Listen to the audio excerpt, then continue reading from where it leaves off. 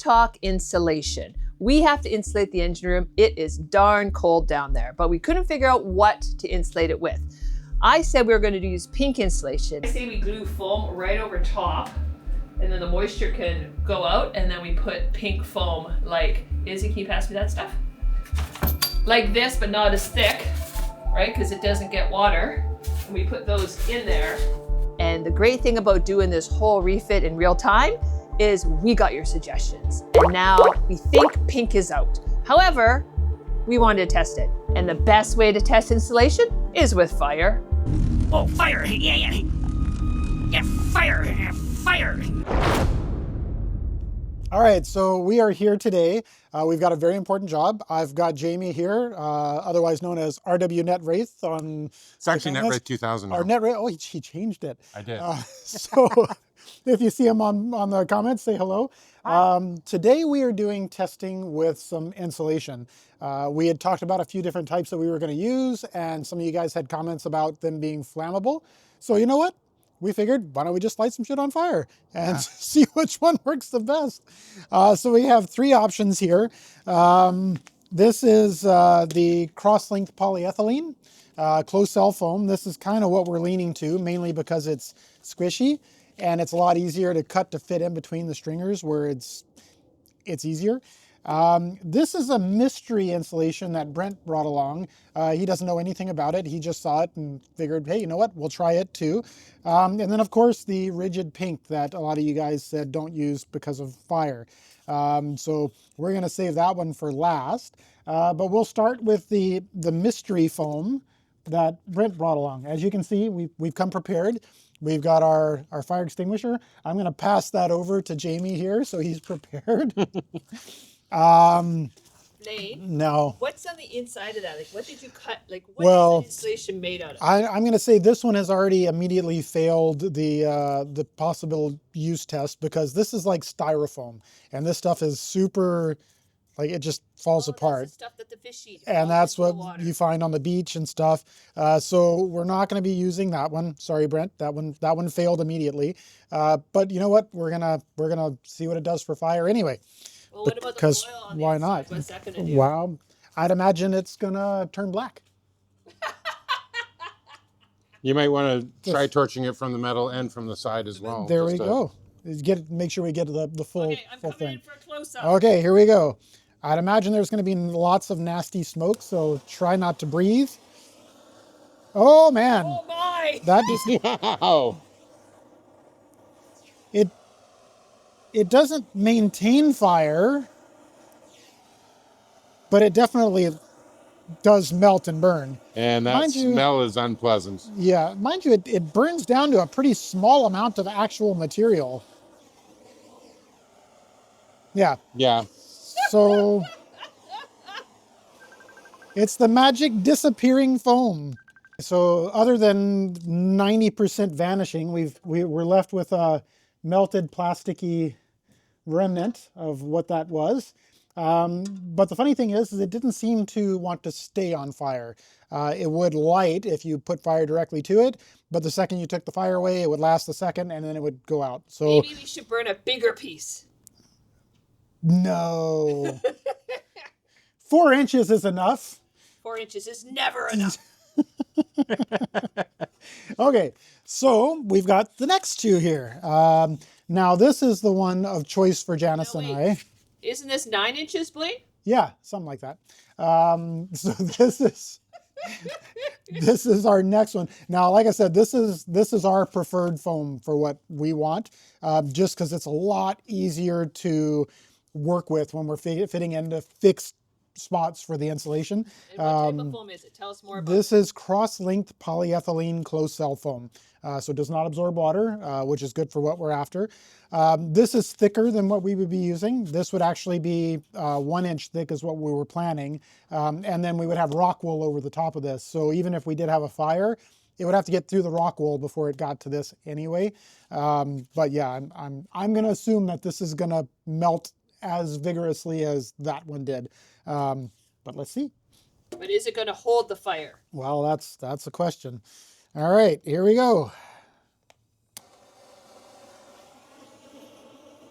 Well, it's actually doing better than the other stuff. Pretty good. Yeah, it's taking longer to melt. I'm going to keep going and just make sure a fire's good and lit. And Uh-oh. the fire is continuing to go. Oh, there we go. Yeah, and there is a slight breeze right now too. Yeah. So it doesn't melt as rapidly, but it does burn for longer. So the amount of smoke isn't horrendous coming off of this piece, but it does stay lit. So this stuff will 100% burn and stay burning. So not awesome for the fire test. Would prefer something that would self-extinguish, but there we go. Ew. Wow. Ew. Don't put that on your skin. Well, there we go. So that melted down to a nice little circle. All right. That leaves us with option number 3. Lastly, we have the pink rigid. Now this got some negative comments in the comments section as to being very flammable and noxious, smoky. Now, when I looked up the spec sheet for this, it is actually fire retardant from the specs. It will melt and it will make smoke and it will burn, but it will not stay burning. It will self-extinguish. So we're going to test that theory. And I mean, judging by specs alone, I would say this one's going to be the best in the fire test. It's just not super awesome for what we're trying to do with it because it just does not have any compression or flex. It's really difficult to work with. So are we ready? And we have worked with this stuff before and it's not super fun to work with. All right, so here we go. Test number 3. Holy crap. It definitely makes a lot more black.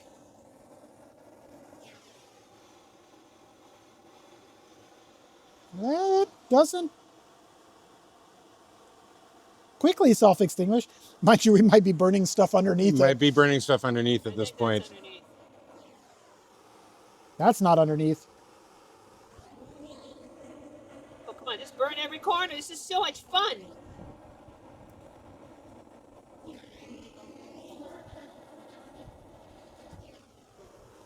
Yeah, so it does self-extinguish. Yep, it does. Funny enough, of the 3 tests, this one and the first one probably have the best reactions for fire. They self-extinguish pretty quickly. But this one actually lasted longer when exposed to direct flame. It didn't melt away as quickly. The first one, and especially, this one was a little bit longer. This one took a really long time to melt fully away. It is thicker. It is 2 inches thick, but even at the regular thickness for it, it didn't seem to melt away very fast. So really, have we learned anything from this, or we just wanted to burn shit? I mean, we just wanted to burn shit, but I mean, what I would say that we've learned is I don't think the burning characteristics of any of these 3 is going to discourage me from using any of these 3. They all kind of burn to some extent, way, shape, or form, and ended up as a pile of nasty. So I think probably what we're going to end up doing is just for the sealing portion, we'll use either a 1/2 inch thick version of this or a 1 inch thick where there's just not a lot there.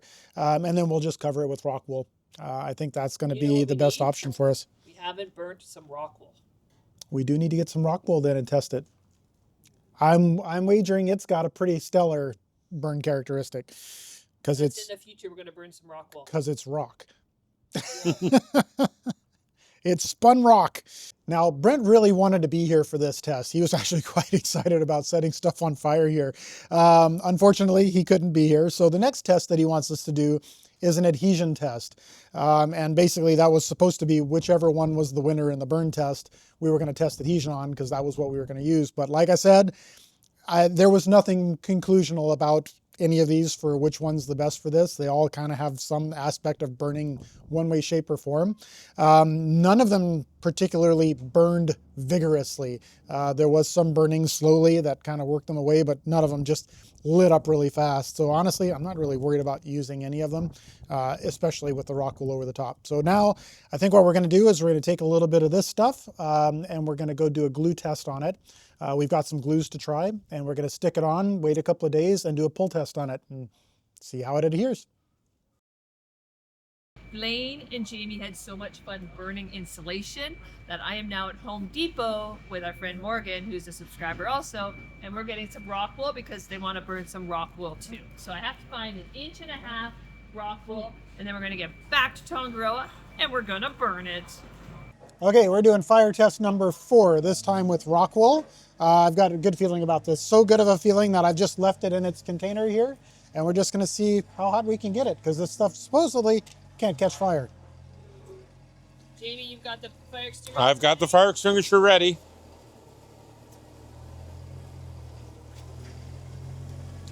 Oh yeah, Janice, you're gonna get run it over. I mean, that's pretty promising so far. I mean, it's like lighting rock on fire, I suppose.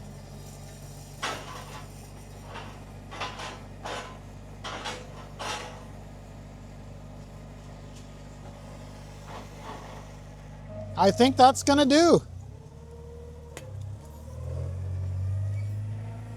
Cold on the backside, so win. So we're going to do this glue test here. You can see I'm going to use these 2 sections here because there's still glue there from before. And we basically want to test best what we can with what we have. Just going to give it a wipe with denatured alcohol just to make sure it's clean old glue. I'll do a little bit more.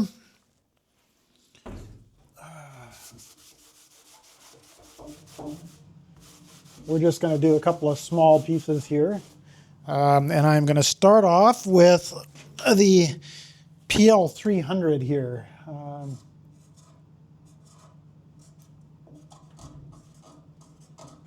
There we go. Oh, actually, there's something written there too. Okay, and I'm just going to make this one really simple.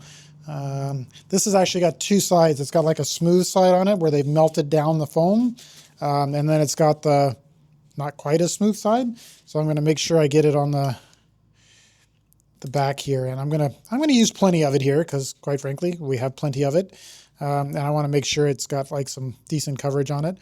As you can see, this is professionally done here.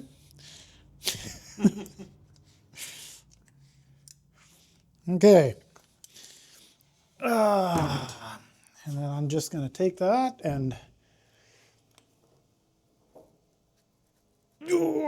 get that squished down. There we go. Ta-da! And then now I'm going to go grab the PL Premium. We'll try the PL Premium. It's a little bit different than this stuff. This is the PL 300. Hopefully our PL Premium that we have has got a little bit still good, and that I can find it. Okay, for spot number 2, we are going to do PL Premium. And this stuff's got a little bit different consistency. It's more like a brown coffee color, well, light coffee color.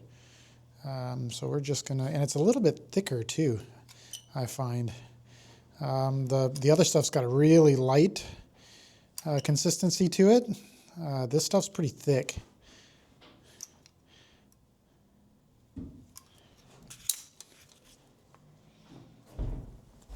All right, and same thing again.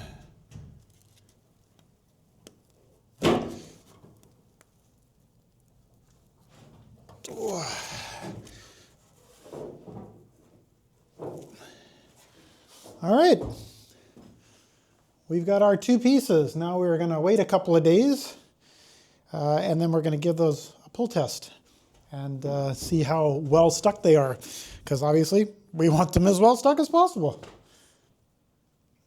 Okay, I think this is what we've decided on, and this will be pending the glue test as well, is we're going to get a 1 inch thick or 1.5 inch thick polyethylene cross-linked. No, we know it's not fireproof, but that's not the point. We're just using it to seal off the aluminum. We'll cut a bevel on each corner to allow the limber holes to leak down past the foam so we don't get water buildup. We'll cut them a little shy on the bottom, so they're going to be lifted off this plate so water doesn't sit there. And then once that's in place, we'll fill the remainder of the cavity with rock wool. And we know that the rock wool is fireproof, and it actually holds heat away really well. So theoretically, it would take a fair bit of heat to get through the rock wool to the foam behind. And if it does, it's likely just going to melt anyway. So that's our plan currently. We're going to go ahead and do the polyethylene on the bottom, then the rock wool. That's the best thing I can think of. So if you guys have any better ideas, let us know. We're also debating doing a vapor barrier up as well. Not sure on that. Let us know your thoughts on that, and we'll see you next week. So for the conclusion of our foam test, you guys will have to go to our Facebook page for that and check that out, because the next video on Wednesday is going to be for our props and rudders. If you're still watching right now, it's probably safe to say you're addicted, and we love you for it. There's no cure, and honestly, we're not trying to find one. Side effects may include strong opinions about wiring, batteries, and how you would have done it. But that's actually why these names matter. The credits rolling by aren't just names on a screen. They're the reason Operation Silent Running exists in the first place. This hybrid electric retrofit isn't just Blaine and me, and it isn't just OSEA Boats. It's a community build shaped by smart questions, strong opinions, and the occasional comment that makes us stop and rethink the plan. We're building this live in real time because proving this can be done matters. And sometimes that means changing course because someone watching from their living room spotted something we missed in the engine room. Some people leave comments, some people leave aluminum plaques bolted permanently into Tangaroa on our wall of power, mounted right in the engine room so everyone knows this was a crowd-funded build done together. If you're watching and thinking, yeah, I'm in, you can join at the First Mate level on Patreon or our website, or contribute directly toward the project. Every name here helped make this possible, and we're building it together.